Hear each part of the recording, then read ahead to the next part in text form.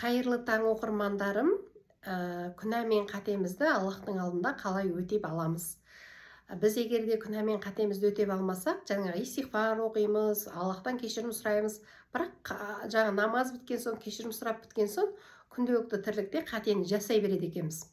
Содан қалай тоқтаймыз? Ең бірінші, мына өмірде болып жатқан ситуациялар, қасымыздағы адамдардың ісі, сөзі, қылығы, барлығын Аллах тағала бізді күнәдан тазарту үшін жасайды екен.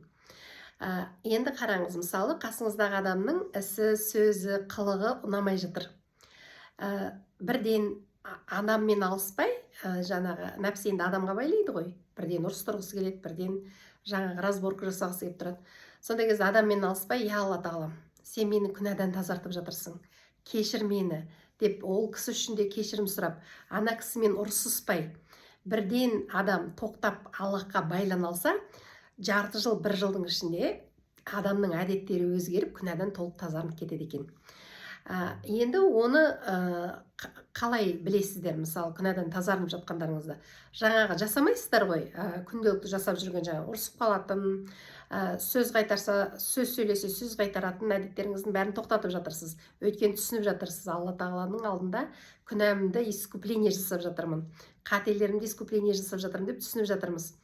Сонда ғана адам Аллахты ғана түсінген кезде ғана біз тоқтай алады екенбіз. Ал егер Аллахты түсінбесек, біз барып бұқтырып аламыз, ұрсамыз, ренжісеміз, айтсамыз да, содан кейін енді міндетті түрде бізде фитра бар ғой, жанымызға батады. Сол кезде келіп алып, Алланың алдында отырып, Алла тағала кешір мені деп, жаңағы өзімізге көңіл күйіміз ұнамай жатыр. Соны акасы өмірде бір рет, не жарты жылда, енді тез жасаңыз, не бір жылдың ішінде толық искупление жасап алу керек екен. Ол үшін түсіну керек. Алла тағала сүймеген пендесін жер жүзіне жібермейді. Бәріміз Аллахтың нұрымыз. Яғни бәрімізді сүйеді. Енді бәріміз бір дейміз. Ешкім алдыда емес, ешкім артта емес. Бірақ біреу жаңағы өзін жақсымын деп есептеуі мүмкін, біреуді қате деп есептеуіміз мүмкін. Олай емес. Ол Аллаға ғана мәлім. Қайсымыз қатеміз, қайсымыз дұрыспыз деп тұрып, біз қате болып тұруымыз мүмкін. Мысалы, мен дұрыспын деп тұрып, жаңағы кішкене қабілеті аз адамға ұрысып тұрсам, мысалы, мен кітап оқимын деймін, например, жаңағындай жақсы нәрселерді көре аламын, а ол күні кешке дейін, например, ондай нәрселерді көре алмайды, немесе айта алмайды, сөйлей алмайды дейік. Енді соған барып ұрысып тұрсақ, кім қате? Мен қатемін ғой. Өйткені оның қабілеті сондай, Алланың жаратқаны сондай, ол мен жаратқан жоқпын. Енді қалай мен оны сөге аламын? Мені осылай жаратты, осыған Аллаға шүкір деуіміз керек екенбіз, көрдіңіздер ме? Ал біз міндетті түрде анандай емес деп бірден алыса кетеміз де, наоборот, күнә мен қатеге батып кетеді екенбіз. Сондықтан күнә мен қатенің искуплениясы да оңай екен. Мына болып жатқан ситуацияға, қасымыздағы адамдарға, әртүрлі естіп жатқан нәрселерге, барлығына Аллах тағала мені тазартып жатыр деп қарау керек. Сонда біз ешкімнен қашпаймыз. Қазір енді бәрі бір-бірінен қашып кетеді, анау негатив айтады, мынау бүйтеді, мынау сөйтеді деп түгеліміз қашып жүреміз. Сол қашып жүрген дұрыс емес екен.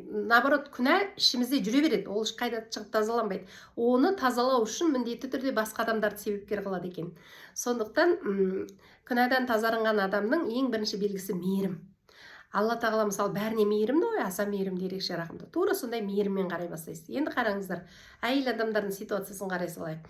Әйел адамдарға әрдайым үйдегі жаңағы күйеулері дұрыс емес болып тұрады. Ең күнәдан жеңіл тазалаудың жолы сол ғой енді. Сонда талап қоймай, керісінше оған көмектесіп жүрсе, әйел адам өзі жаңа мінезі түзеліп кетеді, екіншіден күнәсінен арылып кетеді. Көрдіңіз бе?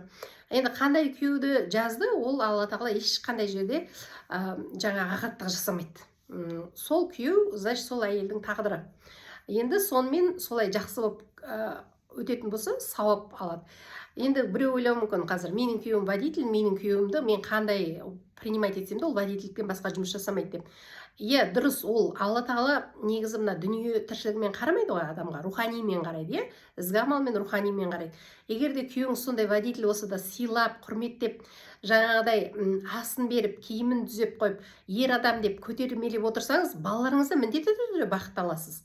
Жаңағы күйеуіңізге жасаған жұмысыңыз далаға кетпейді, міндетті түрде балаларыңыздың алдынан шығарып береді. Сондықтан Аллах тағаланың алдында күнәні өте оңай екен. барлығын арқасы қабылдау арқылы және де Аллаға рахмет айту арқылы бірден жаңағыдай бас салып адаммен емес қарым-қатынасты Алламен түзеп алайық. Сол кезде бәрі дұрыс болады екен.